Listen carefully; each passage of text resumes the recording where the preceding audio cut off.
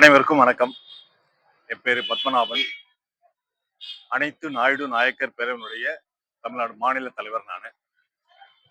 நான் எங்க அமைப்பு சார்பா தேர்தல் நிக்கிறதுன்னு முடிவு எடுத்தோம். அது சம்பந்தமா நம்ம புரட்சி தலைவி அம்மாவுடைய நிழலாக செயல்படக்கூடிய தியாக தலைவி சின்னம்மா அவங்க எங்களை அழைத்து எங்களுடைய நாயுடு நாயக்கர் பேரவைக்கு ஒரு அங்கீகாரம் கொடுத்து எங்களை கூட்டணிக்கு அழைச்சாங்க.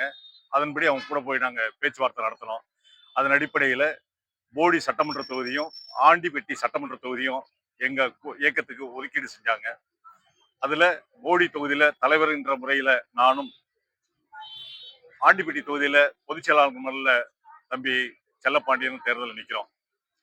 எங்க கூட்டணியில புரட்சி தலைவர், அனைத்து இந்திய புரட்சி தலைவர் மக்கள் முன்னேற்ற கழகத்தினுடைய தலைவி அம்மா தியாக தலைவி சின்னம்மாவுடைய ஆதரவு, அவங்களுடைய சின்னத்துல நாங்க போட்டியிடுறோம். எங்க கூட்டணியில ஐயா ராமதாஸ் அவர்களுடைய பாட்டாளி மக்கள் கட்சியும், மரியாதைக்குரிய தம்பி இசக்கி ராஜா அவர்களுடைய பிஎம்டி கட்சியும், ஃபார்வர்ட் பிளாக் கட்சியும், அகில இந்திய அம்பேத்கர் மக்கள் இயக்கத்தினுடைய மரியாதைக்குரிய அம்பேத்கருடைய பேரனுடைய கட்சியான மக்கள் இயக்கமும் எங்க கூட்டணியில இருக்கு. எல்லாரும் எங்களுடைய வெற்றிக்கு உறுதுணையா இருந்து பாடுபடுறாங்க. அவங்களுடைய ஆதரவு, ஒற்றுமை செயல்பாடுகளால என்னுடைய பணி சிறப்பா போய்கிட்டு இருக்கு. என்னுடைய பணியில் நீங்க இந்த தொகுதியில என்னை வெற்றி பெற செய்வீர்களே ஆனால் கண்டிப்பாக இந்த தொகுதியில முதல்வர்கள் இருந்த தொகுதி, இந்த தொகுதியை பொறுத்தளவுக்கு குறிப்பா போடி எடுத்துக்கிட்டோம்னாக்க ஒரு நகருக்கான அந்தஸ்து இதுவரையும் கிடைக்கலன்னு நினைக்கிறேன் நான். இன்னும் இந்த போடி நகரை பொறுத்தளவுக்கு நகரம்னு சொல்லாம கிராமம்னு சொல்லக்கூடிய அளவுல தான் இருக்கு. குறிப்பா பஸ் ஸ்டாண்ட் எடுத்துக்கலாம். பஸ் ஸ்டாண்ட்ல சரியான மேற்கூரைகள் அமைக்கப்படவில்லை. அந்த மேற்கூரைகள் அமைக்கப்பட வேண்டும் என்பது நான் இங்க வந்தபோது மக்கள் சொன்ன கோரிக்கை. அதே மாதிரி ஹாஸ்பிட்டலை பொறுத்தளவுக்கு இன்னும் ஒரு கிராமப்புறத்துல இருக்கக்கூடிய ஹாஸ்பிட்டல் கூட சிறப்பா இருக்கு. இங்க உள்ள ஆஸ்பத்திரி எந்தவித வசதியும் இல்லாம ரொம்ப மோசமா இருக்குங்கிறாங்க. குறிப்பா CT scan, MRI scan, ice பெட்டி இதெல்லாம் இல்லைங்கிறது மக்களுடைய கோரிக்கை. அதெல்லாம் நிச்சயமா அரசுடைய கவனத்துக்கு கொண்டு போய் மக்களோடு மக்களாக நின்று போராடி அந்த வசதிகளை ஏற்படுத்தி கொடுக்க முடியுங்கிற நம்பிக்கை எனக்கு இருக்கு. நான் தொழிற்சங்கத்திலிருந்து செயல்பட்டவன். அதனால தொழிலாளர்களுடைய குணங்கள் எனக்கு தெரியும். இங்க இருந்து நிறைய பேர் போடி மெட்டுக்கு ஜீப்ல அடைச்சு கொண்டு போறாங்க.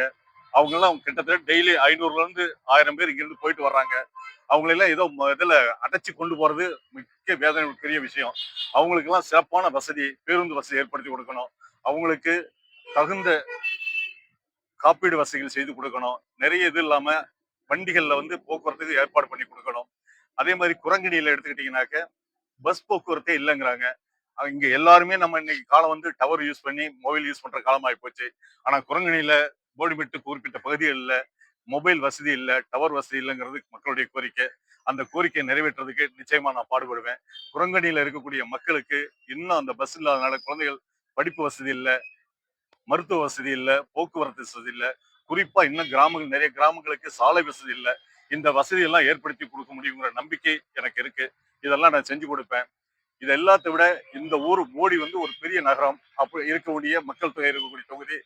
இதுல மரியாதைக்குரிய வீரபாண்டி கட்டபொம்மன் நாயக்கருக்கும், திருமலை நாயக்கருக்கும், மரியாதைக்குரிய ஆன்மீகமும் அரசியலும் என்று ஒன்றே என்று கூறிய மரியாதைக்குரிய ஐயா பொன் முத்துராமலிங்க தேவருடைய சிலை ரொம்ப சின்னதா இருக்கு. அது மிக மன வேதனைக்குரிய விஷயம். முக்குளத்தோரும் நாயக்கர்களும் இங்க சமமா வசிக்கிறாங்க.